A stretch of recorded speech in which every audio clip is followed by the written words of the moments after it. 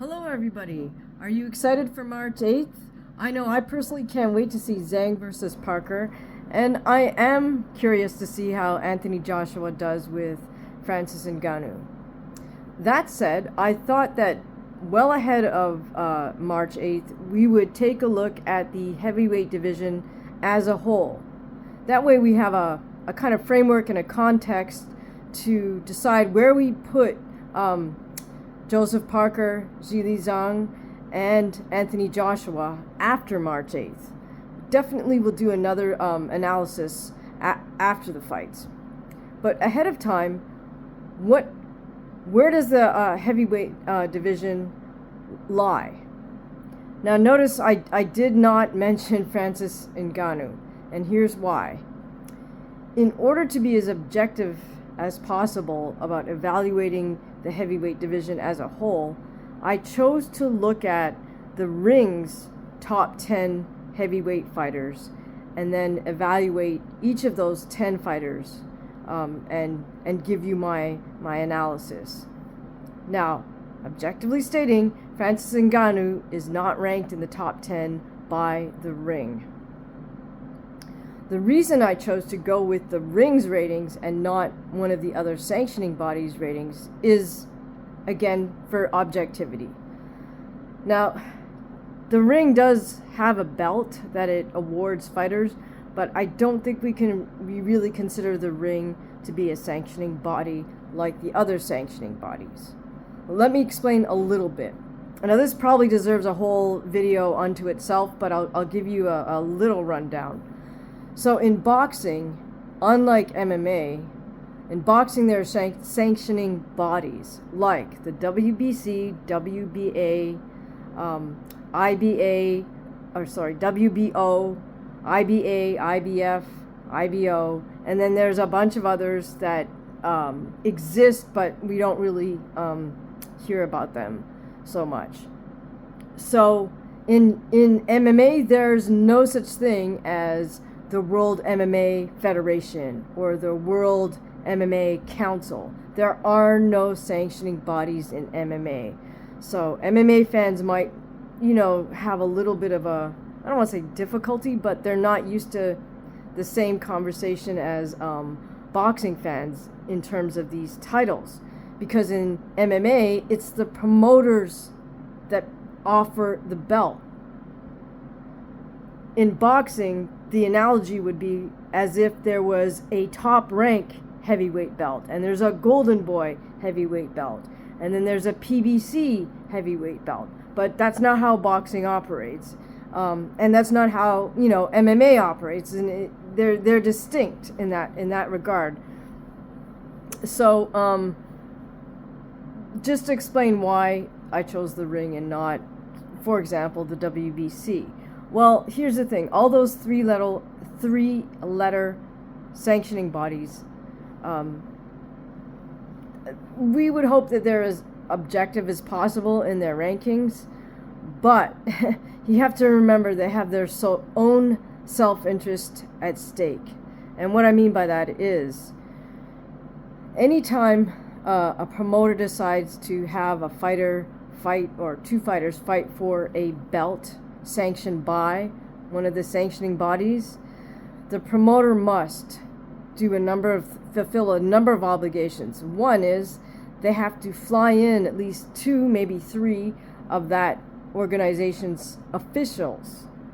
Now basically, there's not a heck of a lot of work for those officials to do. They basically have to approve the ring, approve the gloves, and probably a few other things. It's kind of a wine and dine situation because they need to be there for the weigh-in, so they're there a day ahead of the fight.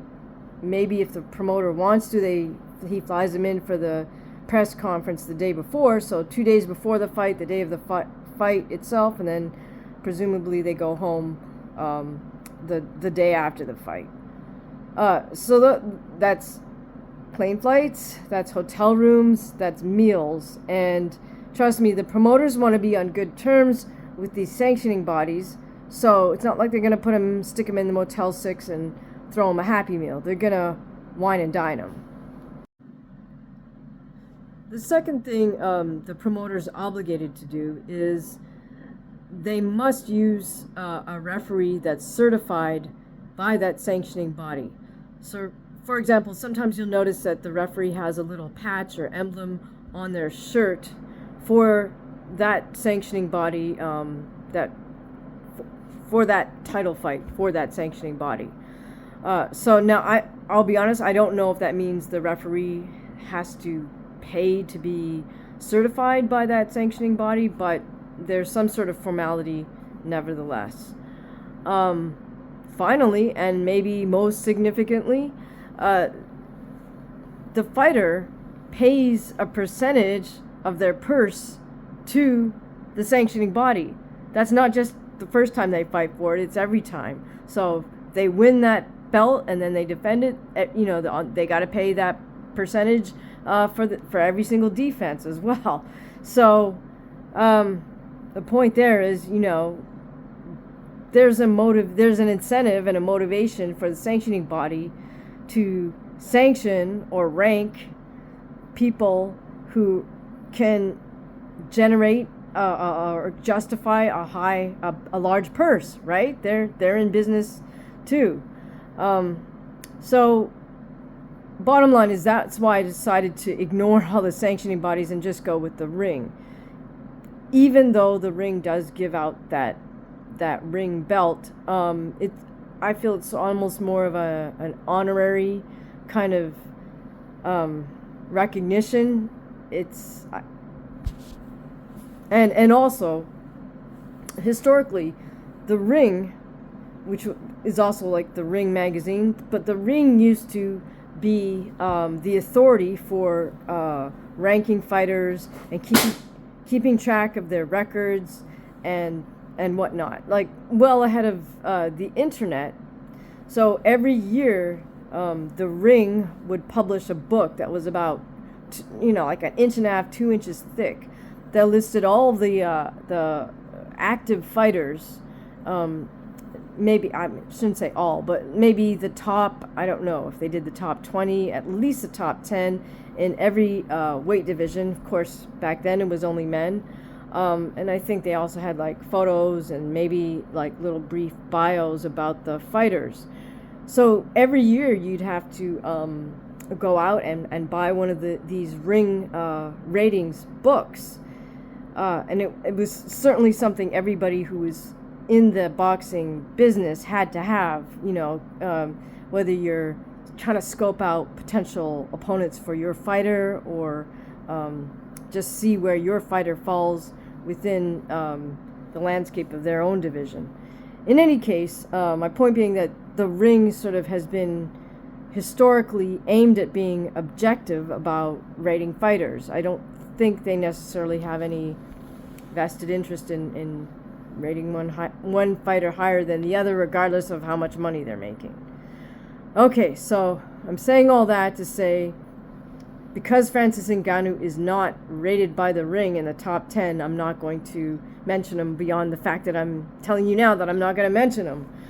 So if you're more interested in hearing what I have to say about Francis Ngannou and Anthony Joshua, you're welcome to take a look at the video I did in a breakdown of those two fighters.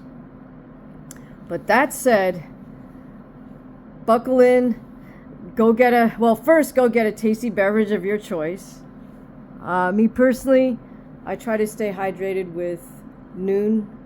It's an electrolyte mix that does not have a lot of sugar or any of that sort of unwanted stuff.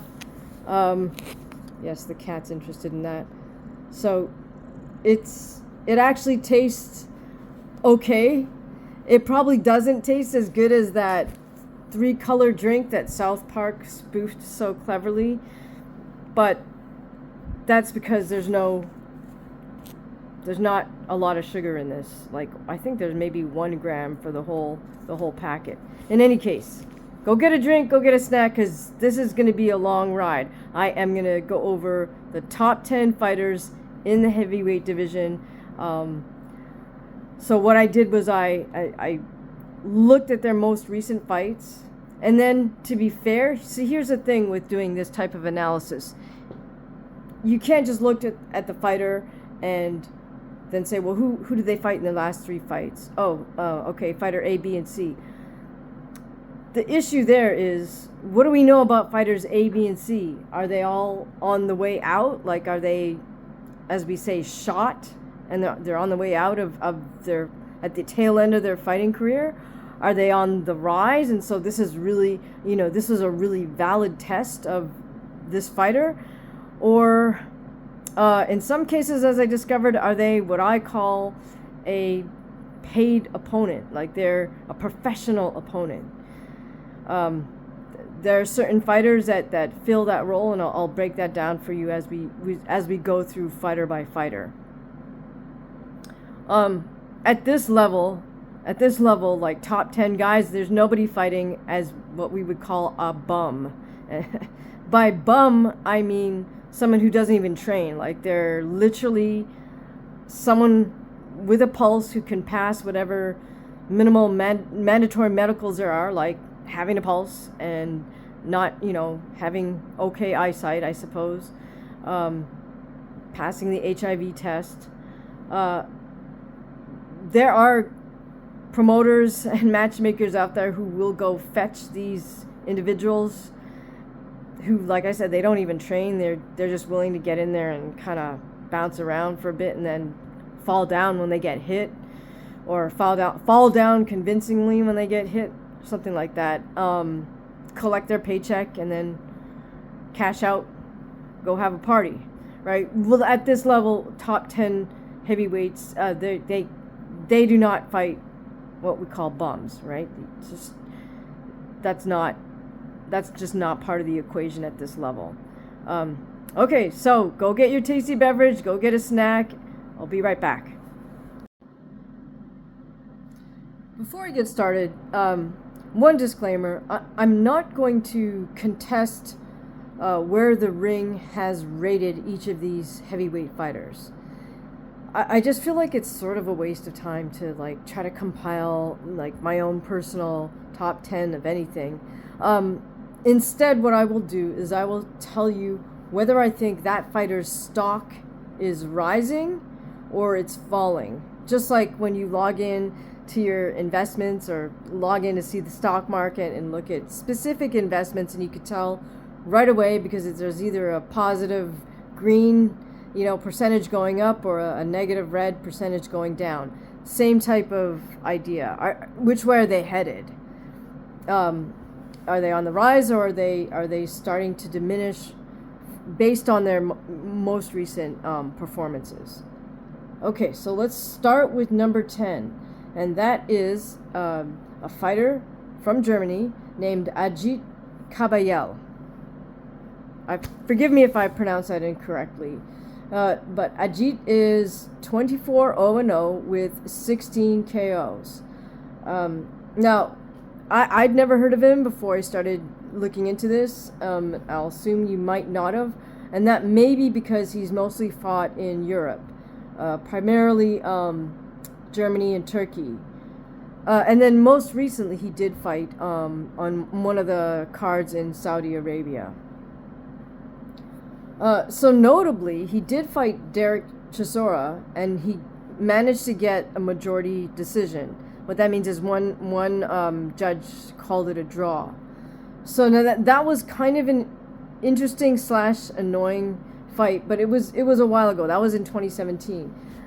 So most recently, he in 2023 he defeated a Russian heavyweight fighting out of Montreal named Arslanbek Makhmudov. Again, forgive me if I mispronounce anybody's name. Now here's the thing though. Makhmudov had a couple of sort of odd reactions that made me wonder, what's going on with him. One thing he did, and it's sort of a tick, so these are not like fight issues, but he has this tick where he's always kind of like going like that, and I just did that. I do that. That is to crack your neck. It's kind of a habit, but Makhmudov does this like every 5 seconds. He's like going like that to crack his neck. So I'm kind of wondering, like, you know, what's up? Are you all right? Like, if something's uncomfortable in your neck that makes you feel like you always got to crack it, maybe you should get checked out. I don't know. But then the other sort of alarming thing for me was when I saw the fight, you know, he's got an athletic build, meaning he's not like 50% body fat or something. He's muscular and he looks athletic, but there's like a big disconnect for me. And I hate to say this, but it's the analogy that kind of sprang to mind was it almost looks like he's trying to walk around on as if his legs were prosthetics and he couldn't feel from like his hip down, or certainly not from his knee down to his feet. There was just this weird awkwardness about how Makhmudov was moving. You guys can be the judge if you want to check out his fight. But in any case, Kabayel managed to, I think, pull an upset, so to speak. They were kind of billing it as an upset, but I'm not, you know, judging by how Makhmudov was moving, I wouldn't really call it an upset. But in any case, Kabayel did manage to drop him a few times and then stop him by the 4th round.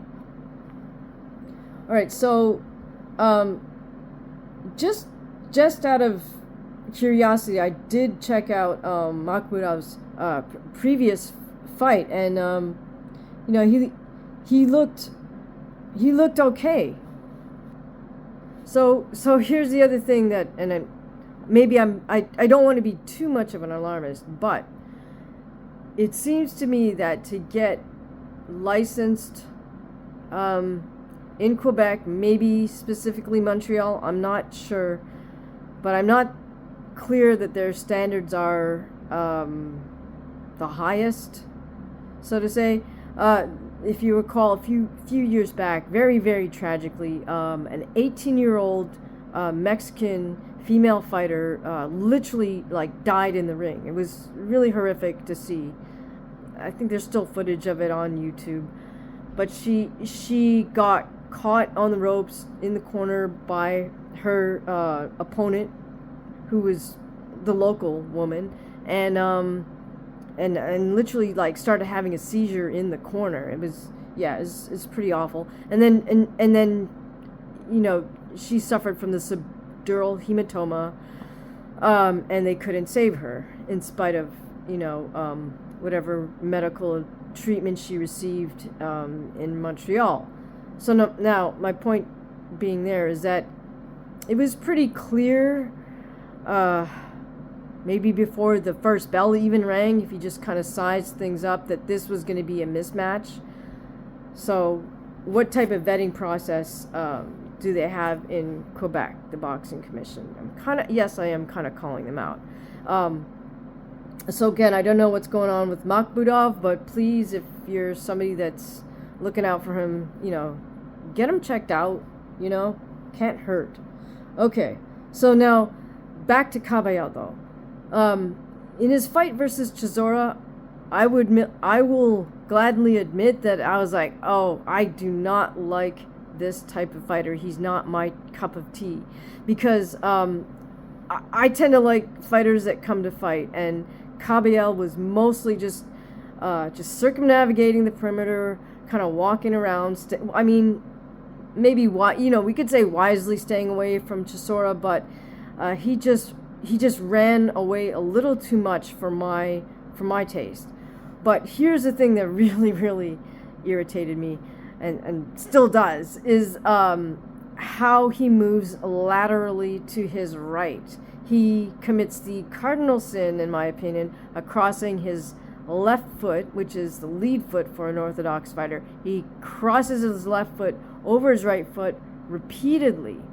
Now, I'll give you even more detail on this. Imagine you're standing in the ring in one of the corners, and you turn and face the next corner, not just adjacent to you. So straight ahead, you've got your right shoulder against the rope, and your left shoulder is facing the center of the ring.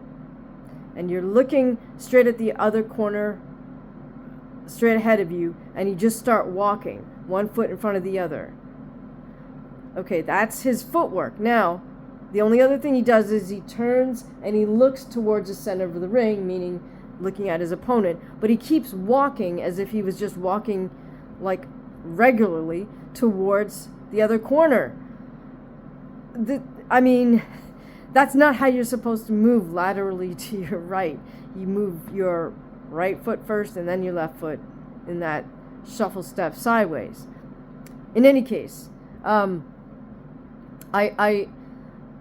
had to get over that fact to just even watch more of Kabayel's fights, in fairness. And what I was happy to see was that when he beat Makhmudov, he did still cross his left foot over his right, but much less so, and his overall footwork was more sort of classic boxing footwork. And then the second thing that I really appreciated that he did was he did put his punches together.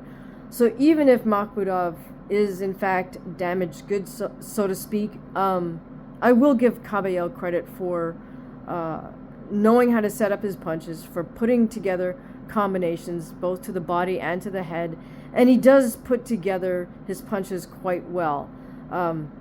It's just that irritating left foot crossing over right foot habit that I can't get over.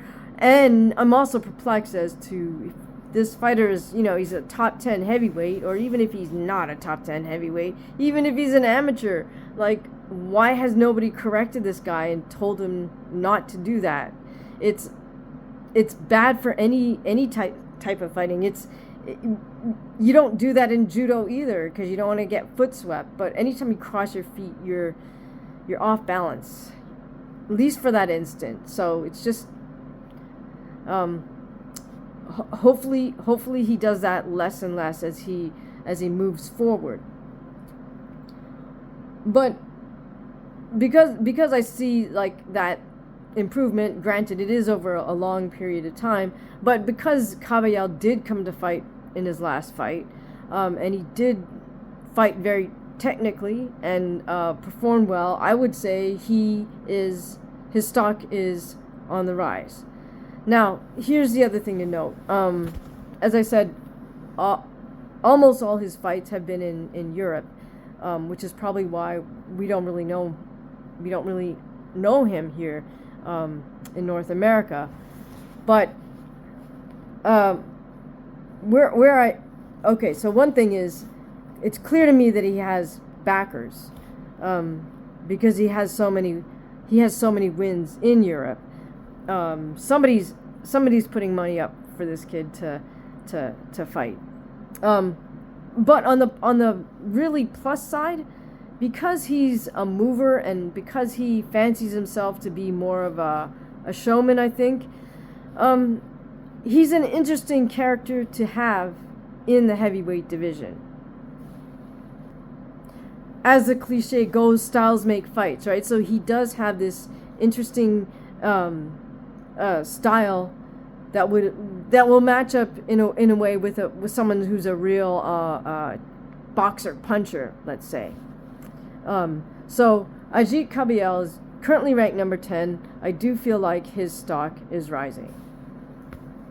All right, okay, at number 9. This is a good one. Number 9, the ring has Deontay Wilder, who is 43-3-1 with 42 knockouts, and of course hails from the United States of America. Now, he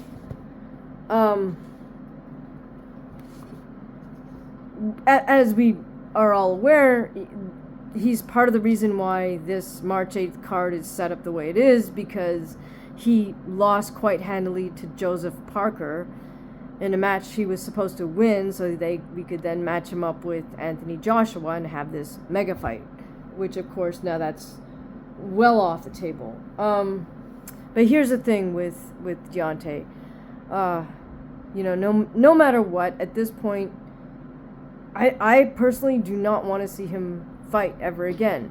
And I'm not hating on Deontay at all. This is sort of a respect and caring thing, because given his reaction to getting caught with hard shots from Parker, I just don't want to see him fight again. So what Deontay was doing was he was shutting his eyes. He was like leaning back when he was caught in the corner, and he was extending his arms out, as they say, arms akimbo.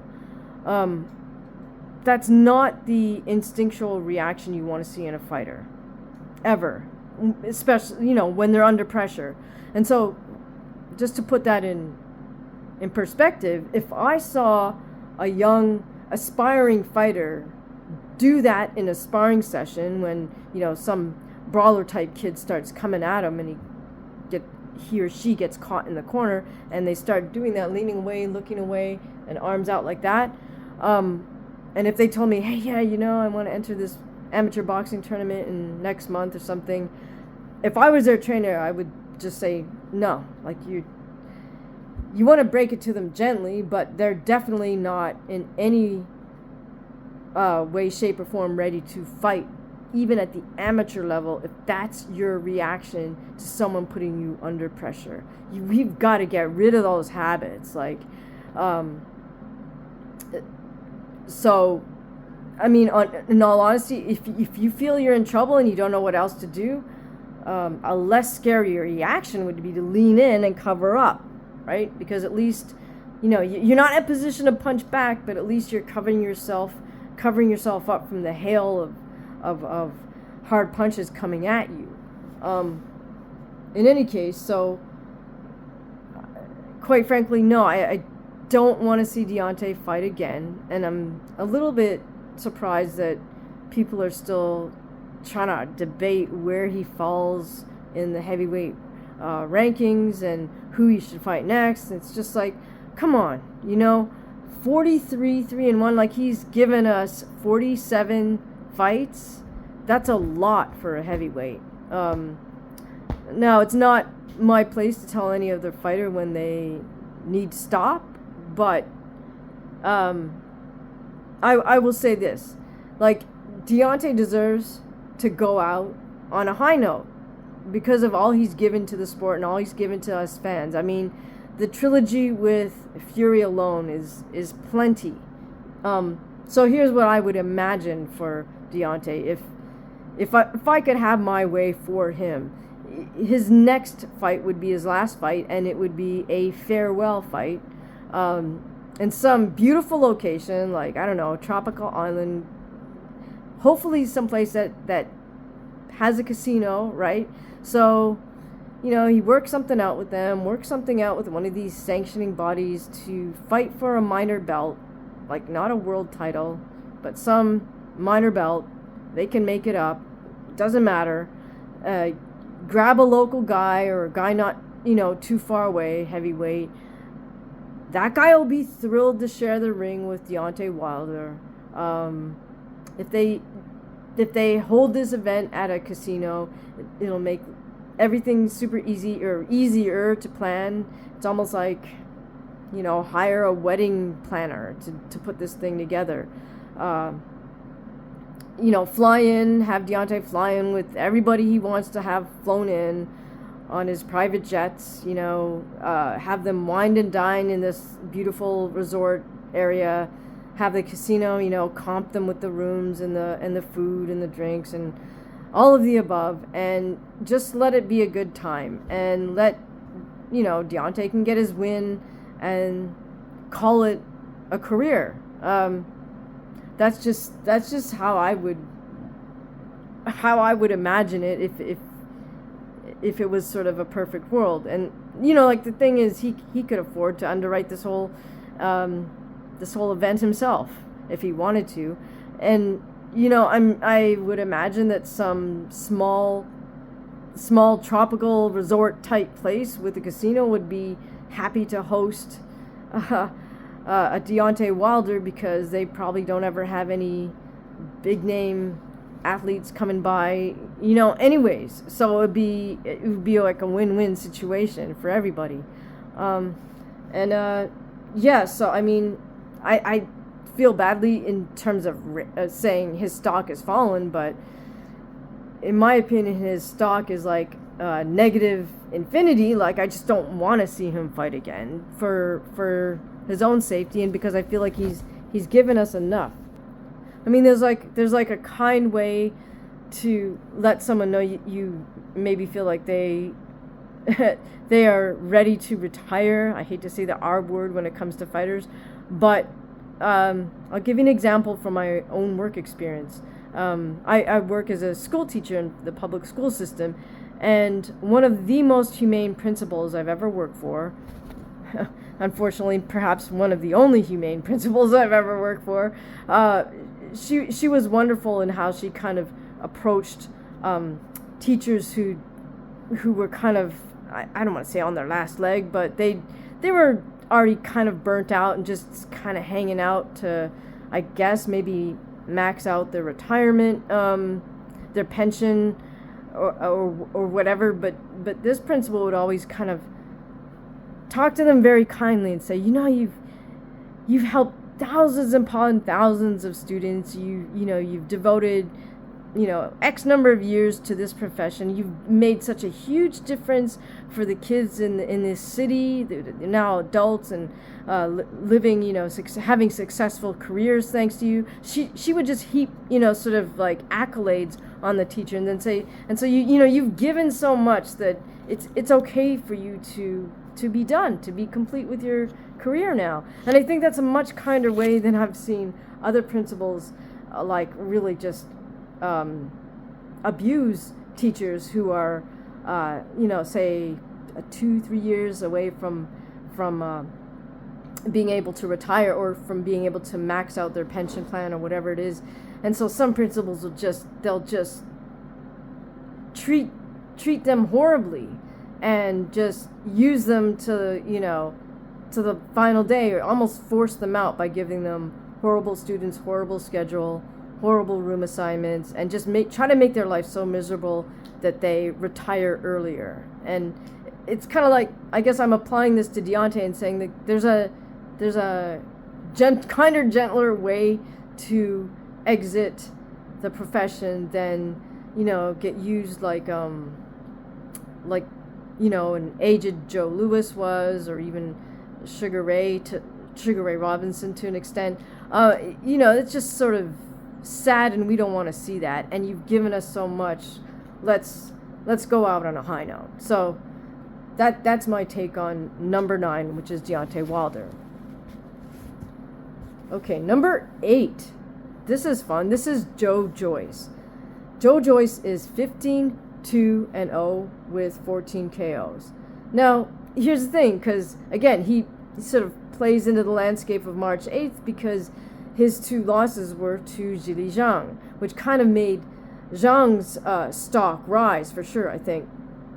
Especially after the second time when he really one-punch KO'd Joe Joyce well, he set him up first, but it was a very precise punch, and it was that walk away. Zhang knew he wasn't going to get... Zhang knew that Joe Joyce was not going to get up off the canvas from that, the way he dropped him. So, I'm saying all that to say that the other interesting thing is that Joe Joyce also KO'd Joseph Parker, who's the other dance partner with Zhang, March 8th. So, Joyce is an interesting player in the division. And in spite of the fact that he has out of his last 3, 2 are losses to Zhang, I don't feel that really diminishes him that much, because one, it's sort of no shame to lose to a fighter of the caliber of Zhilei ZHANG. But also, we got to remember that Joe has KO wins over Carlos Takam and Daniel Dubois. So it's not like he was fighting, paid opponents. He's got a good resume, as we say. Now here's the thing with him. He's scheduled to fight Cash Ali on March 16th. So just about a week after this big extravaganza in Saudi Arabia. So I, for one, am hoping we see a good performance out of Joe Joyce versus Cash Ali. Now the thing is, I feel like Cash Ali, he's been able to fight selected fighters. I mean, I'll let you take a look at his resume, but point being, here's another thing I would like to see eventually is, let's see Joe Joyce fight here in North America somewhere. Just let him get a little more exposure to the U.S. boxing heavyweight scene. I feel like he's earned it, and I, for one, would just like to see him here get a little more recognition. So I hope he's able to perform well against Cash Ali. But in spite of having 2 out of 3 of his last fights being losses, I still feel that Joe Joyce's stock is rising. Because he is a technical fighter, and I feel that people who have a solid technical foundation can always build on that and have room to improve. So let's hope to see more of Joe Joyce in the near future. Okay, at number 7 we have Jared Anderson, 16-0-0 with 15 KOs, and he fights out of the United States of America. Now he's an interesting fighter because he's left-handed, but he fights orthodox sometimes, and then sometimes he switches to southpaw stance. Now the way he does that is not like how Terence Crawford does it, where he just flows back and forth from righty to lefty just by lateral movements or by shifting to angles.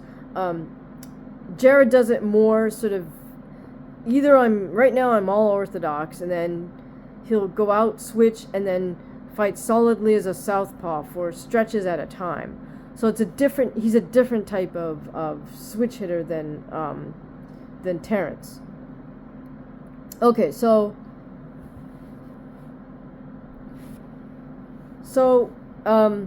Jared Anderson does have a good sort of tenure as an amateur and did develop technically as an amateur, but I feel like he's trying to fight like a lighter weight boxer, which can sometimes be a compliment for a heavyweight, but in this case I'm not being complimentary, because he's fighting like the lighter weight boxers that I don't like in the sort of lightweight, junior welterweight division, which is he does that very linear thing where they just sort of stand and pose and then try to shoot a jab, and then when the other person throws a punch at them, Anderson does the linear thing and just flies straight back, like jumps straight back. And in fact, he did get in trouble in his fight versus Charles Martin. I feel in a way that Charles Martin, although Jared went on to win, I feel like Charles Martin did in fact expose big holes in Jared's game, because Martin was able to hurt him more than once. And so, I mean, that's something that Jared and his team are gonna have to address.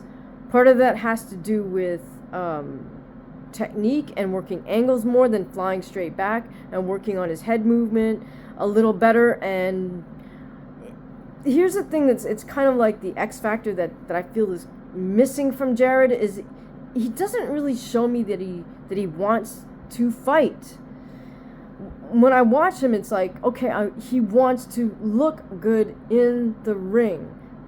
Now, I think that's a phenomenon that's, rampant because of this thing here, this little device, this social media thing, because everybody's hyper conscious of how they look.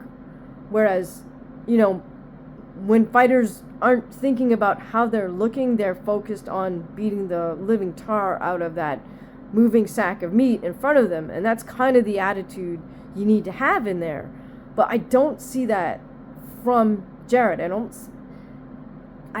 want to call it killer instinct, but I just don't see that you know, I'm coming to fight. I'm gonna get you no matter what. Like, and case in point. So after that fight with Martin, I feel like his promoter figured, okay, we better get you an easy W to make you feel better about yourself or whatever, help you rebuild somewhat. So they throw him Andrei Rudenko, who's 36-7-0.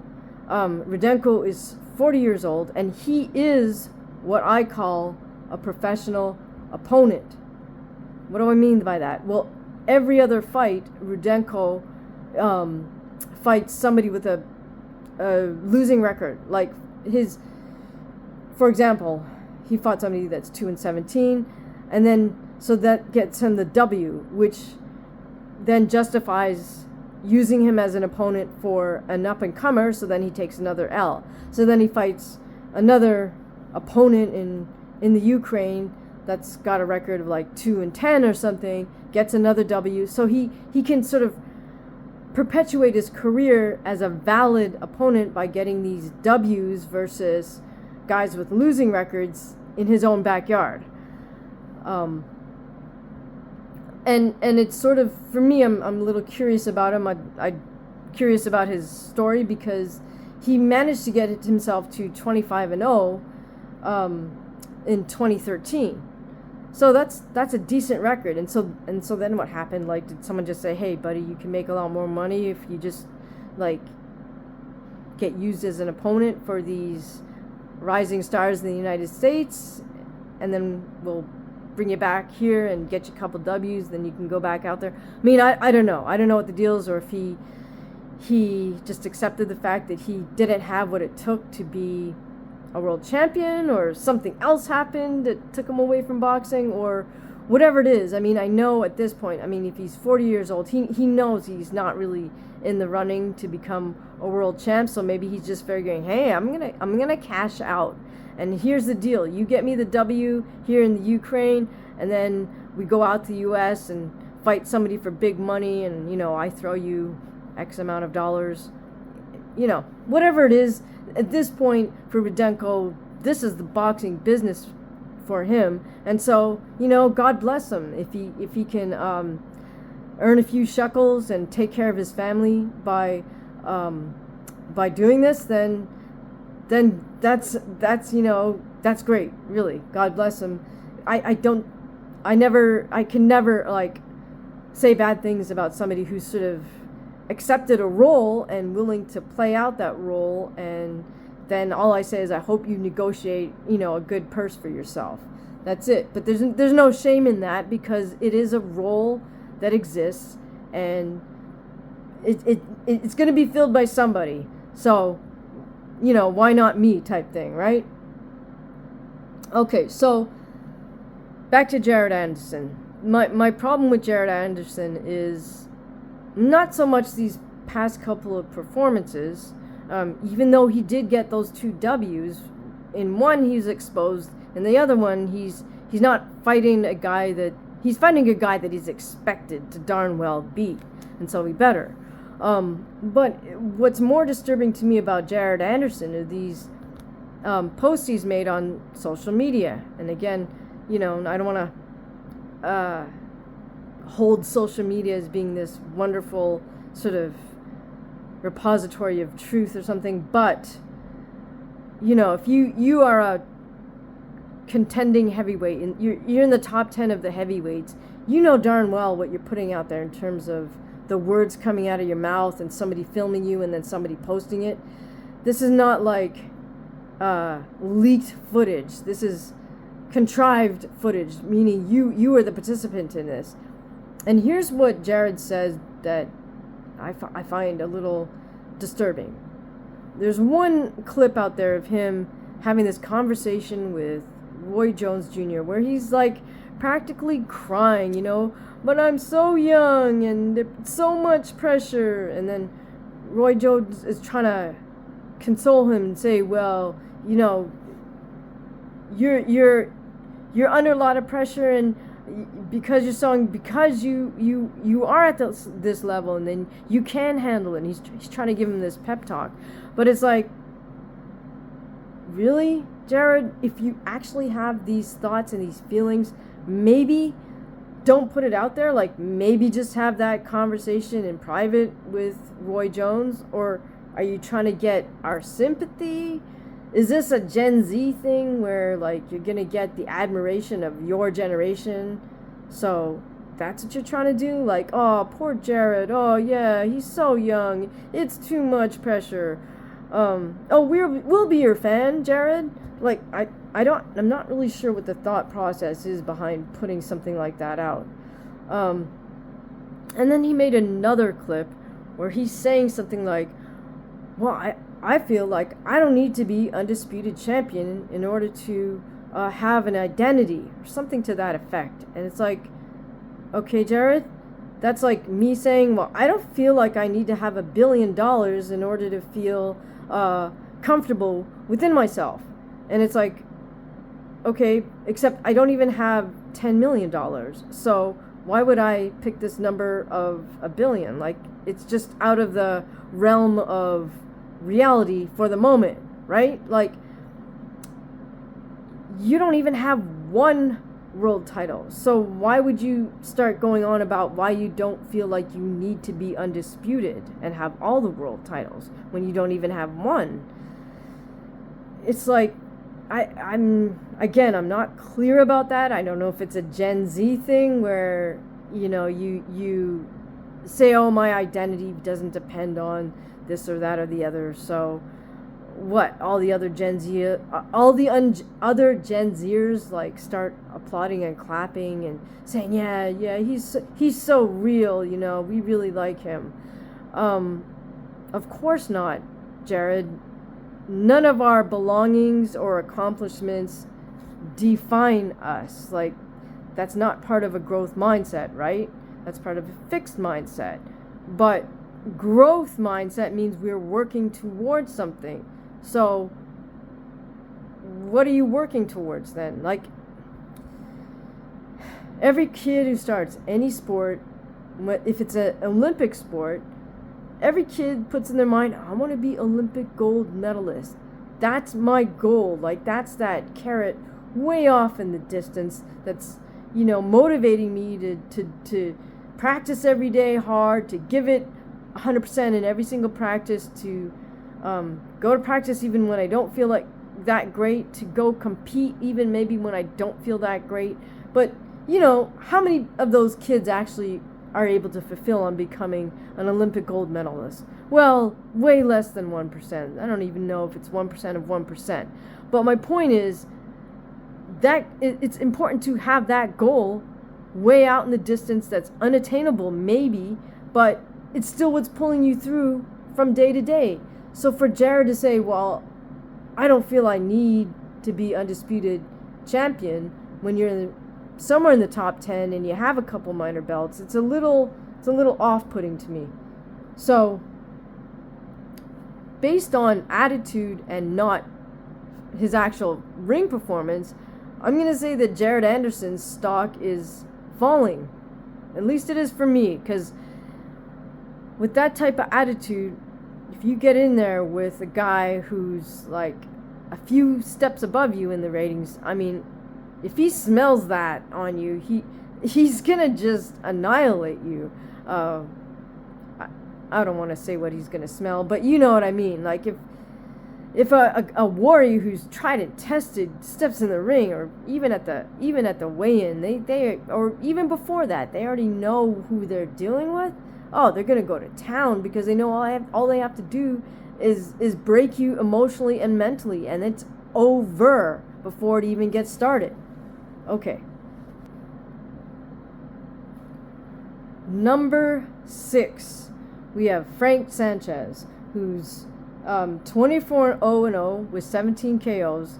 He's a right-hander who's from Cuba, former Cuban national champion. Now, his most recent fight was against a fellow named Junior Fa, and I don't really count this performance, mainly because when I look at Fa, it looks to me like Junior Fa is being used as an opponent. He was relatively inactive before he fought Frank, so I think that didn't help him. And he also has losses to Joseph Parker and Lucas Brown.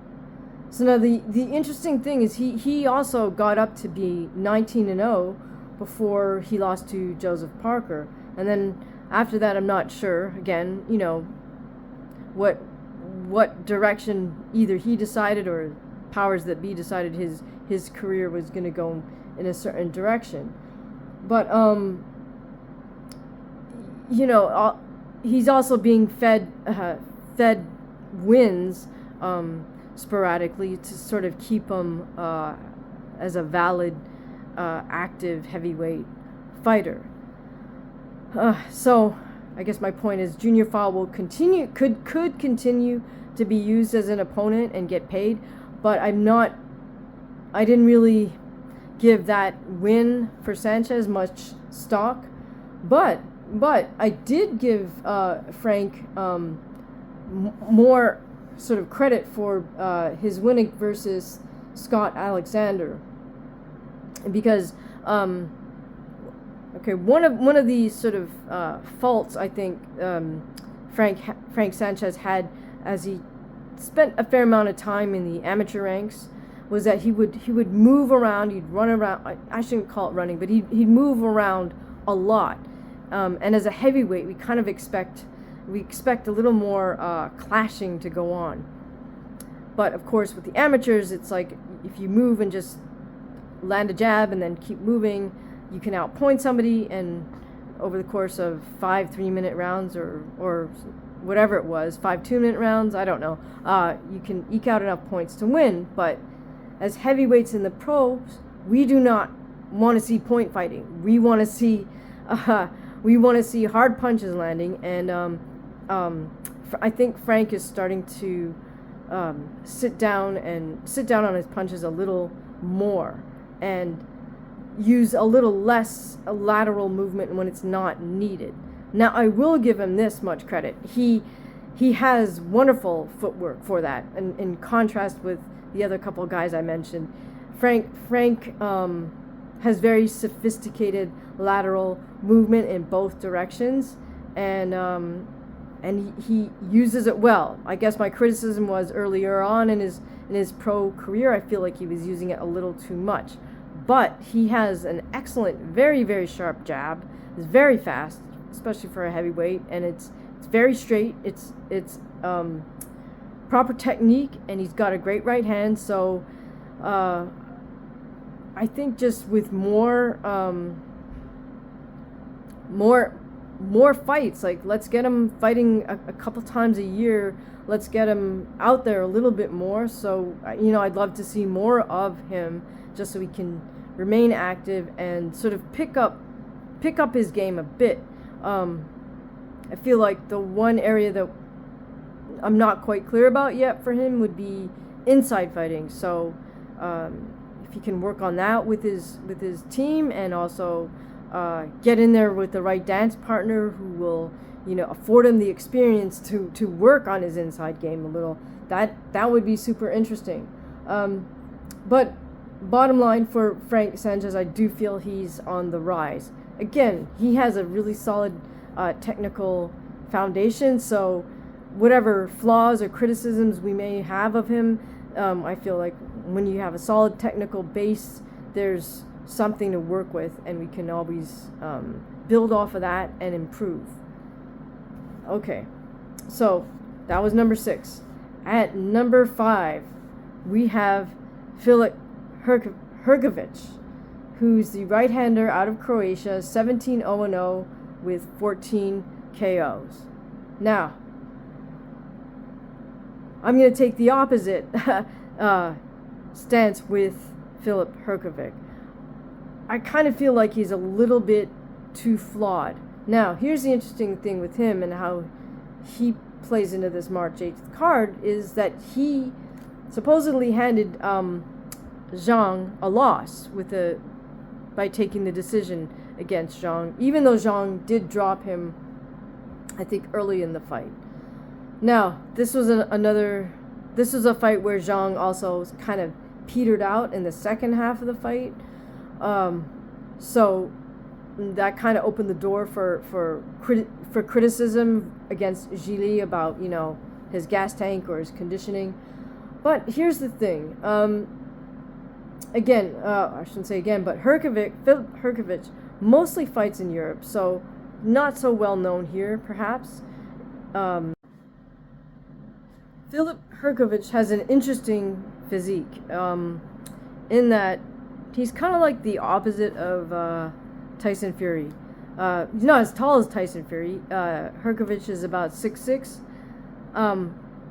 But, you know, Tyson Fury has disproportionately long legs and a relatively shorter torso, whereas HRGOVIC has like a much longer torso and sort of shorter legs proportionally. So I don't know, I just thought that was kind of interesting. But the odd thing with him is, in my opinion, he holds his hands too low.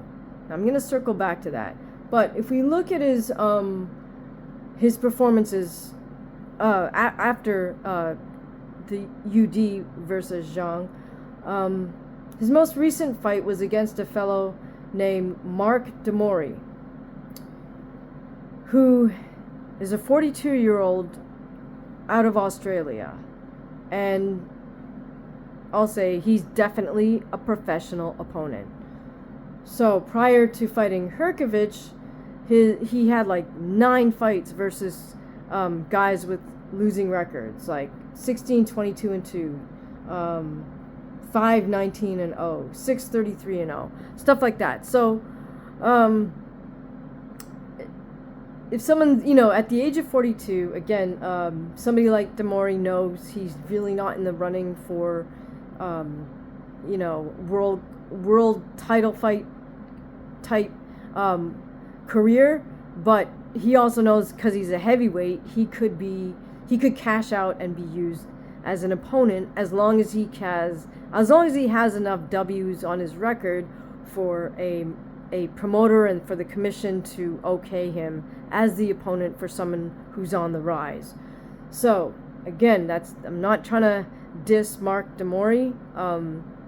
You know, you do what you got to do. You get in there and you take your licks. So hats off to you for doing so.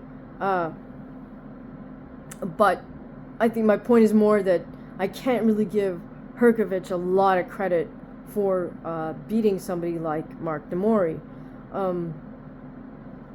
And his other win, HRGOVIC's other recent win, was against a fellow named Dempsey McKean, who's a southpaw, but oddly kind of fights with this with the Eastern European guard, meaning that lead hand, in his case, it's his right hand, right? His jab hand is very far forward, and it's like I've never seen really a heavyweight fighter fight with that style, because that's mainly, in my opinion, more for a long, lanky fighter who wants to score in the amateurs. You know, that's perfect. You know, you've got your fencing stance, and you just keep jabbing the heck out of your opponent and rack up points and get a W.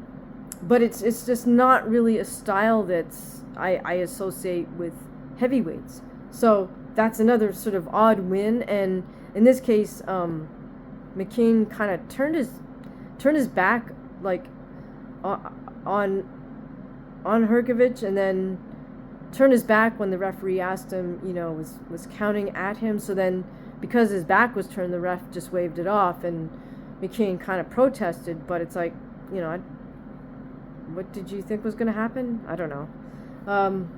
So my point there is just, it's hard for me to give HRGOVIC or even evaluate what he's capable of, given the caliber of fighter he was in there with, who, let's face it, they kind of know they're being brought in to lose. Okay, so saying all that to say, hey, so I was curious and I tried to look up some of his training footage. And here's where I think I might have the answer to why does he carry his hands so low? Because he does that when he trains. Now, he has a couple of guys that holding mitts for him who are kind of too short to be holding mitts for a heavyweight.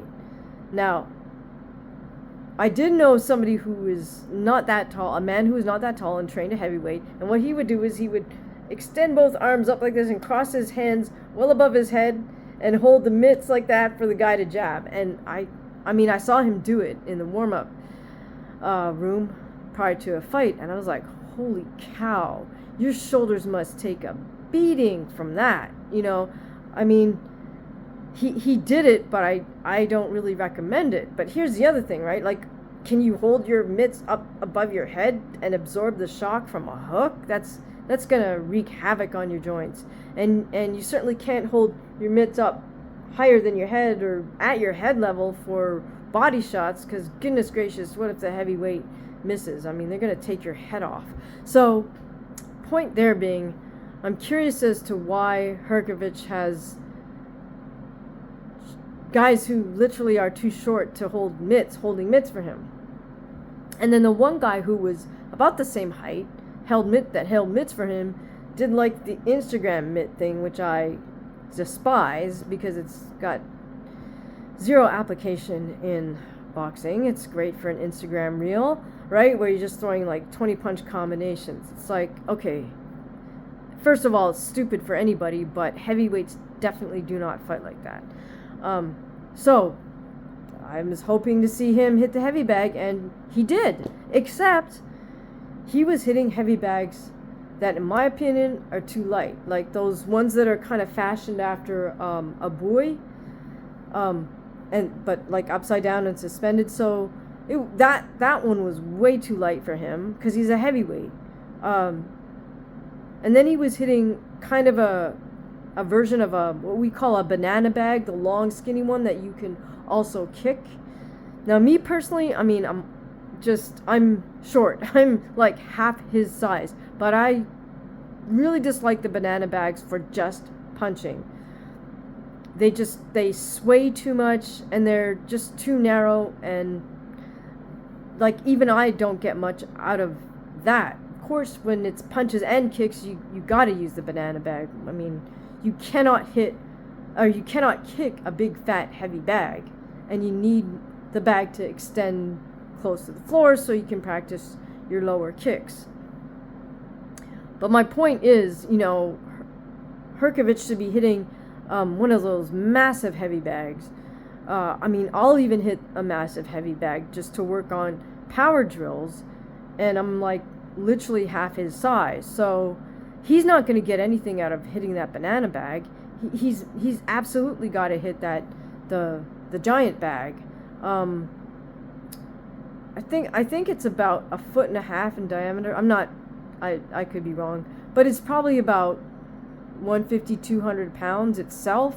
So it kind of makes sense for a heavyweight to hit, or maybe it's even more than 200. I'm not sure, but it makes sense for a heavyweight for sure to hit a sizable heavy bag so he can work on his power shots. Yeah, I mean, HRGOVIC has to correct that problem of carrying his hands too low if he's gonna stay, or if he wishes to get up into, you know, world title contention. But quite frankly, in my opinion, he's not there. Simply because I don't think he's training properly, and if he keeps getting fed these professional opponents, he's not being tested, so he doesn't feel the urgency to change anything up. By getting the W versus Zhang, you know, I guess he figured, oh, you know, I'm good. I don't need to revise. I don't need to rethink anything. I'll just keep doing what I'm doing. And yes, he's undefeated, so maybe he will just keep doing things that he should be correcting. So, bottom line for HRGOVIC, in spite of currently being ranked number 5 and in spite of having recent wins, I gotta say his stock is falling.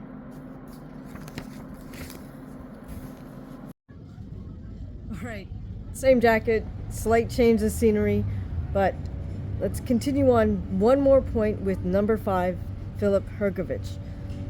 So I did mention I looked into a couple of HRGOVIC's previous opponents, Mark Demori, Dempsey McKean, and now a third one is a fellow named Emir Amatovic, or Amatovic. Emir spelt with an E. And he's 10-0, he's an undefeated fighter out of Germany. But if you probe his record on boxrec.com, you'll notice that he's definitely what I call a professional opponent. All his W's, well, he's got all these W's versus fighters with losing records. So again, somebody who's sort of being built up with a winning record to sort of justify him fighting, you know, this next level higher opponent, and then he's being used to kind of ratchet up HRGOVIC's status because, oh look, HRGOVIC just defeated an undefeated fighter. So in any case, so overall, once again, to repeat, I feel like Filip HRGOVIC, although he's rated number 5, I feel he's not on the way up. I feel he's in, I wouldn't say he's in decline, but it's just he hasn't really been tested. So that number 5 rating, in my opinion, especially given his fight versus Zhang, HRGOVIC is on the decline rather than on the ascent. Now that could change should they give him a serious test and he passes it, but right now I haven't seen HRGOVIC being tested, except for Zhang, in which they gave HRGOVIC the decision. Okay, so let's move on. So now, as we go up to number 4, 3, 2, and 1, these are all names you're more familiar with. So now at number 4, the ring has Joseph Parker. And at number 3, the ring has Zhilei ZHANG. Now, I already did a breakdown in anticipation of their fight in a few days. So if you would like a more detailed technical analysis of Joseph Parker and Zhilei ZHANG, please check out that video. But so just in summary, Joseph Parker's from New Zealand. He's a right-handed fighter with a 34-3-0 record with 23 knockouts. So, and his most recent performance was the 2 days before Christmas in Saudi Arabia versus Deontay WILDER, and of course at that point Joseph soundly defeated WILDER and eliminated the possibility of this super mega fight between WILDER and Joshua. So I definitely feel that Joseph Parker is on the ascent. Depending, you know, and it all depends on this big fight coming up this weekend. But here's the thing: I'm hoping both Joseph and Zhilei put on great performances, because then no matter what the outcome, whether they win or lose, I think they still sort of secure their position in that top 5 of the heavyweights in the world. So let's see though, in his recent fights, I have to admit though that Joseph did fight. He did have one questionable opponent in Simon Keane from Canada, who's 23-1. Now, it looks to me that, again, Simon Keane might be being groomed as a professional opponent. He's Canadian. He fights almost all his fights except for the fight versus Parker have been in Canada, specifically Quebec. And as I mentioned previously, I'm a little bit concerned about the sanctioning or the quality of fighters that the Quebec Commission sanctions, given that horrible mismatch that resulted in the death of a young lady. In my opinion, that completely unnecessary to, have that tragedy occur right in the ring when somebody's so clearly mismatched. That said, my point is that Simon Keane has had almost all of his fights in the province of Quebec, in Montreal,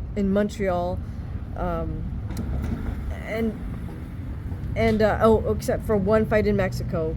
So it's like, is he just part of this heavyweight mill? Is there something going on in Canada between Simon Keane and this other fellow, Arslanbek Makhmudov? Where I guess somebody with a few dollars to spend figures, hey, we'll kind of build up these heavyweight guys because if we can get them an undefeated record and then justify matching them up with top 10 heavyweight, we can cash out. Maybe that sounds cynical or cruel, but this is like just another aspect of the boxing industry, boxing business, and sort of the reality of options that are available to fighters who don't necessarily have a huge sort of machine behind them. Talent or not talented, the heavyweights have an opportunity to maybe cash out on one big huge fight simply because they are heavyweights. So, saying all that to say that was sort of Joseph Parker's one sort of questionable opponent, but in his to his credit, I mean, we've got to remember Joseph Parker has a KO in the 11th round versus Joe Joyce, and also a unanimous decision over 12 rounds versus Derek Chisora. So it's not as if as Joseph Parker has been just fed opponents. His notable losses have been against Dillian White and Anthony Joshua. So regardless, I still feel like Joseph Parker is on the up. He's kind of had to, I feel, reboot his boxing career a couple of times. And he seems to be in a good place at this point. So definitely rooting for Joseph Parker over the weekend. And I do feel at the number 4 position, he's still on the upswing. Now that said, of course, his opponent is Zhilei ZHANG, who's fighting out of China and is 26-1-1 with 21 KOs. And his one loss is to HRGOVIC, which some people would question. I've just sort of put out I just gave you my analysis of HRGOVIC's record and his style in the ring. Also, of course, Zhang has his 2 victories versus Joe Joyce. Second one being most decisive, beautiful one-punch face planter knockout that Zhilei just turned on his heels, walked away with his one hand raised in the air, just knowing full well that Joyce was not going to be able to recover and beat the count on that one. So, coming off that type of win, back-to-back wins, versus a very valid heavyweight, good technical fighter, we have to say that Zhilei is also on the up. So a lot riding on their fight in a few days, and it'll be very interesting to see how things play out. But I think regardless of who wins and who loses, both men deserve to be in this upper echelon of the heavyweight rankings. So whether it's somewhere in the top 5, I think they deserve to stay there, if not maybe move up one slot. Okay, now in slot number 2, according to the ring, we have one half of the main event on March 8th, which is, of course, Anthony Joshua. Now, Joshua, as you know, fights out of the UK, and he's currently 27-3-0 with 24 knockouts.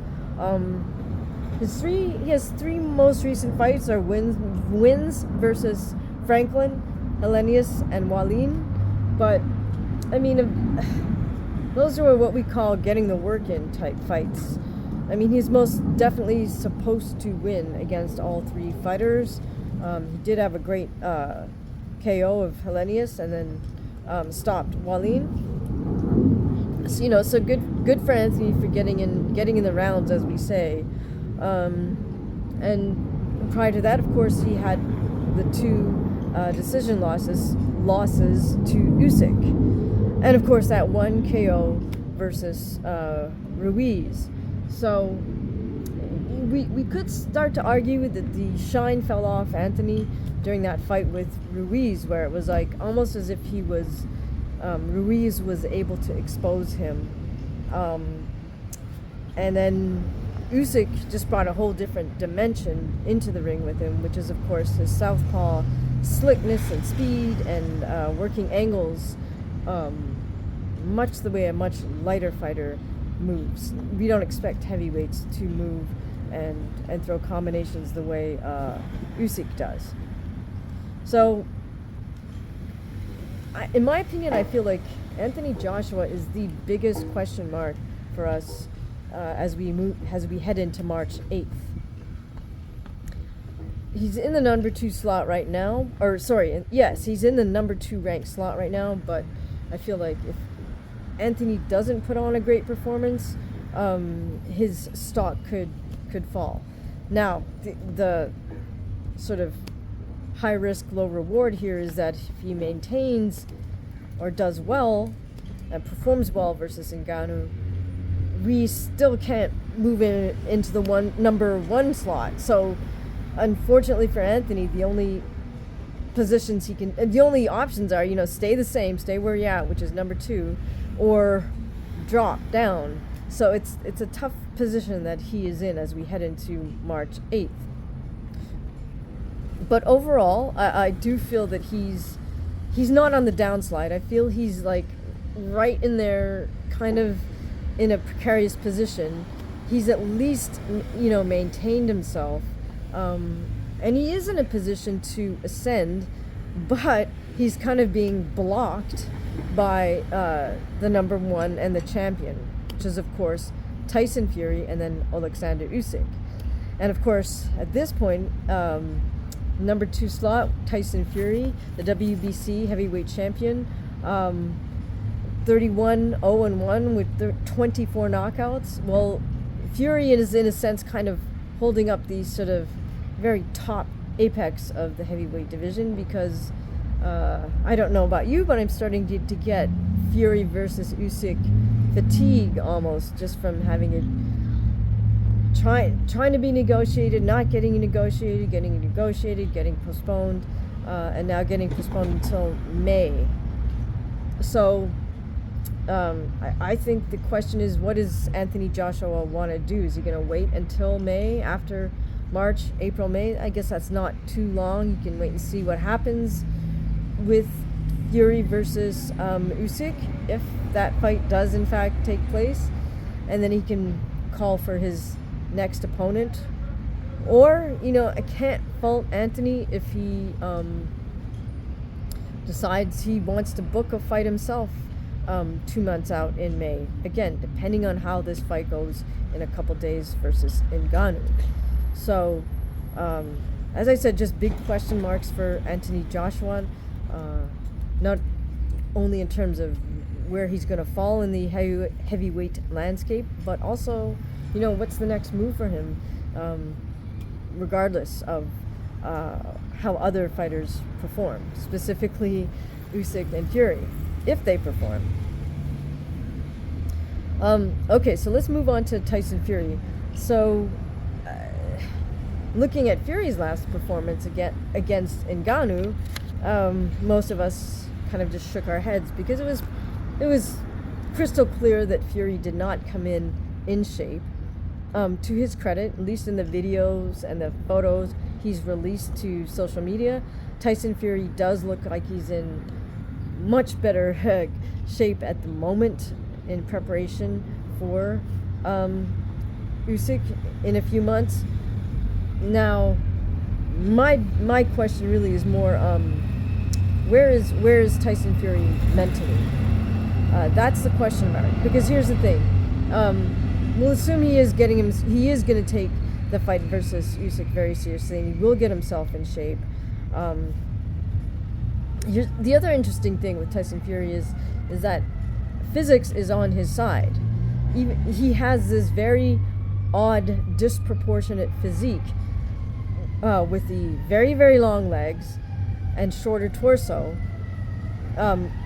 which makes his center of gravity or center of mass somewhere much higher than your average heavyweight fighter would be. Because Tyson Fury has such long legs, his hips are much higher off the ground, and he's got super long arms. Both of those facts, like the fact that he's rotating at a much higher point off the ground, and he's got these super long arms, just by laws of physics alone, he's able to generate a lot of torque off his punches, regardless of how much effort he puts behind it, simply by just having him rotate at his waist and kind of, even if he swung his arms loosely, there'd still be a ton of torque generated. It's just the physics of his sort of different physique. So my point being, he will always have that on his side, even if he doesn't have the best of conditioning. But let's assume he is going to put the effort in for this I would call it a mega fight versus Usyk, and as well he should. I mean, I hope he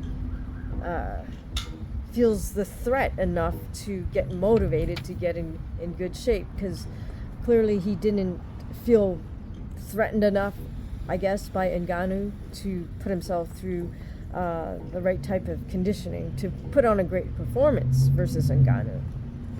Of course, John Fury, ever the optimist for his son, spun it the other way and said, well, look what a great fighter Tyson must be, because in spite of being so out of shape, he still got the win. And it's like, oh, all right, I'll give you that, John. But nevertheless, when you are a prize fighter and you are fighting for a big prize, offered by the Saudis, it behooves you to put in big effort for that big prize.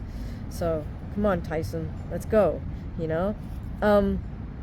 and also, the fact that Tyson's a switch hitter can definitely play a factor versus Usyk, play into that switch hitting versus the southpaw. All right, so at that number one slot, I would say, at this point, we'll just say Tyson's maintaining his slot, because he hasn't done anything to justify him flipping and switching places with Anthony Joshua yet. We can't really knock him down just because he managed to postpone the fight versus Usyk. We have to wait for this thing to play out before we can move either one of those fighters, if in fact they deserve to be moved. So finally we get to the champion, Usyk, Oleksandr Usyk, who's fighting out of the Ukraine and is 21-0-0, so he's undefeated with 14 knockouts. So not a high knockout percentage, but he does hold 4 belts: IBF, WBA, WBO, and the ring belt. So now let's remember that Usyk really he was a cruiserweight who moved up to heavyweight. Absolutely cannot blame him for doing so, because, as we all know, the heavyweight division is where the money's at. And hey, Evander Holyfield did it. Sometimes we forget that Evander was truly a cruiserweight who chose to move up to heavyweight because he's such a memorable he gave us such memorable heavyweight fights. And Usyk, of course, is the exceptional technician with outstanding defense, terrific footwork, probably developed during his tenure under coach Lomachenko, who was the coach for the Ukrainian national or Olympic team, and Usyk was on that team. So with his 2 unanimous decision victories versus Joshua and a 9th round knockout of Daniel Dubois, we have to give it to Usyk. You know, he deserves to be in that championship slot as opposed to Fury, who we can, even though he has one belt, we can say, hey, you know, you haven't quite risen to the occasion. You can't justify him taking the top status from Oleksandr just yet. My one question with Oleksandr is if he'll be able to maintain his focus and his drive, because I'm sure it's been a lot of ups and downs for him, not only through this protracted negotiation and then final signing of the contract, only to have Tyson Fury sustain a cut and have to get the fight postponed. So that's a tough spot for Usyk to be in, but I feel like he's mentally a very, very strong athlete. Given what he's been through as an amateur, fighting out of an Eastern Bloc country, and then simply deciding at a certain point that he was going to make that leap from being a cruiserweight to a heavyweight, and kind of, you know, negotiating with oneself, as they say, to decide if that's something he wants to take on, and then committing to that. So now he finds himself in that championship position, and presumably the next big step for him is to unify it by beating Tyson Fury, and vice versa, of course. I'm sure Fury wants to go out saying, hey, I was unified, not just lineal. She loves mentioning that one. So there you have it. I think Usyk in the champ spot, you know, again, that depends on how this fight with Fury plays out. I assume he'll put on a good performance simply because he's so disciplined. He's always comes in condition. There's not really that much of a question mark of who are we going to get when we're talking about Usyk. We're going to get Usyk. So, you know, should he lose to Fury, of course, then I guess we just got to flip them, and, you know, Fury becomes unified, and Oleksandr would be in the number one slot, or vice versa. Usyk becomes unified, he maintains that unified status, and Fury can stay in that number one rated slot. And I'm sure, of course, after this fight happens between Fury and Usyk, the rest of the division will call them out, either one of them, for sure, because everyone's always chomping at the bit, right? After a big mega fight, and it looks like the Saudis really put on quite the show over there in terms of like just how they, I guess you could say, choreograph the entrances, and the event itself looks like it's quite the affair. So I'm sure that's something every heavyweight would want to take part in. So to summarize, in 10th spot we have Agit KABAYEL from Germany. I feel he's on the ascent, so his stock is rising. Number 9 slot we have Deontay Wilder, and I think his stock is all the way down to infinity. I don't want to see him fight again. Just, as I said, have that farewell fight, as I kind of outlined, and we can thank you very much for your services, type thing. Okay, number 8 we have JOYCE, who I feel is on the ascent. Number 7 we have Jared Anderson, who I just feel like mentally, if he doesn't want to be here in the top 10, then let's erase him from the top 10 ranks. Let's put him somewhere between 11 and 20. Number 6 we have Frank Sanchez, who I also feel is on the rise, maybe not quite as much as he could be, but he's still on the ascent, I think. Number 5, Filip HRGOVIC. Not impressed. I don't feel like he really even deserves that number 5 slot, so I feel like, only because he hasn't been matched against he hasn't been matched well, and he's technically flawed. I feel he's on the downslide from number 5. Number 4, Joseph Parker, definitely on the ascent. Number 3, Zhilei ZHANG, also definitely on the ascent. Number 2, Anthony Joshua. I'm rooting for him to be on the ascent. Hopefully that's what happens. And of course, number 1, Tyson Fury and the champ Oleksandr USYK. Well, they're both champions, so I think we're all rooting for them to do well when they match up, hopefully in May. So my one question to you is, who would you also like to see in the top 10? Because let's say we cross off Deontay, we cross off Jared, and we cross off Filip. That's maybe 3 open slots in there. Who would you put in the top 10 in the heavyweight division? And who do you think should be in the top 3? Let me know in the comments below. And thank you so much for listening.